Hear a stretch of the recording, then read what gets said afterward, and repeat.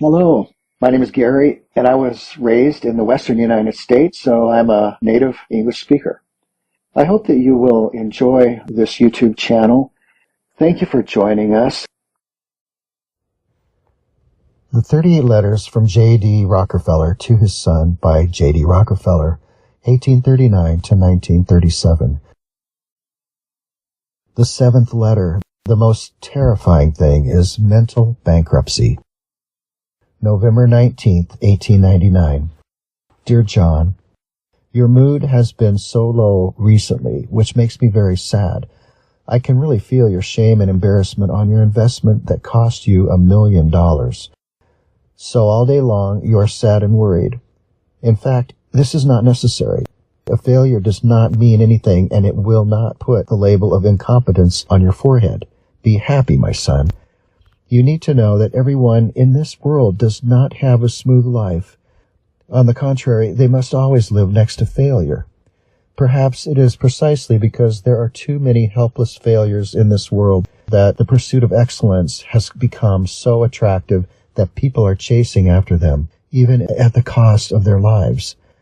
However, failure still will come. Our destiny remains the same. It's just that, unlike some people, I regard failure as a glass of strong wine, and what I swallow is bitter, but what I spit out is spirit. Just as I took my oath to enter the business world and knelt down and begged God to bless our new company, a catastrophic storm hit us. At that time, we signed a contract to buy a large batch of beans and were preparing to make a lot of money. But unexpectedly, a sudden visiting frost shattered our beautiful dream, and the beans we got were half ruined, and an unethical supplier also added sand and fine bean leaves and bean straw in it. This is destined to be a messed up business, but I know that I can't be depressed, let alone lose myself in failure. Otherwise, I will be drift further and further away from my goals and dreams. There's no free lunch in the world, and it is even more impossible to maintain the status quo. If you stand still, you are going backward, but to move forward, you must be willing to make decisions and take risks.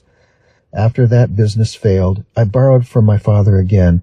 To get to the top of the business, I told my partner, Mr. Clark, that we had to advertise ourselves. Let our potential clients know through newspaper ads that we were able to offer large upfront payments and supply large quantities of agricultural products. In the end, courage and diligence saved us, and instead of being affected by the bean accident that year, we made a considerable net profit. Everyone hates failure. However, once avoiding failure becomes your motivation to do things, you are on the path of laziness and powerlessness.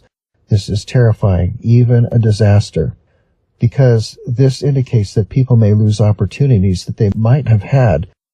Son, opportunity is a rare thing. People get richer and richer because of opportunities. Just by looking at those poor people, and you will know that they are not incompetent or stupid, and they are not working hard either. They are suffering from lack of opportunities. You need to know that we live in a jungle during the week, where you either eat people or make up for being eaten by others. Avoiding risks is almost guaranteeing bankruptcy, and when you take advantage of opportunities, you are depriving others of opportunities and ensuring yourself. If you are afraid of failure, you will not dare to take risks, and if you don't dare to take risks, you will miss the opportunity in front of you. So, my son, it is worth paying for failures and setbacks in order to avoid lost opportunities and to keep our competitiveness. Failure is the beginning of a higher position. I can say that I have achieved what I am today by stepping up the spiral ladder of failure and overcoming failure. I am a smart loser.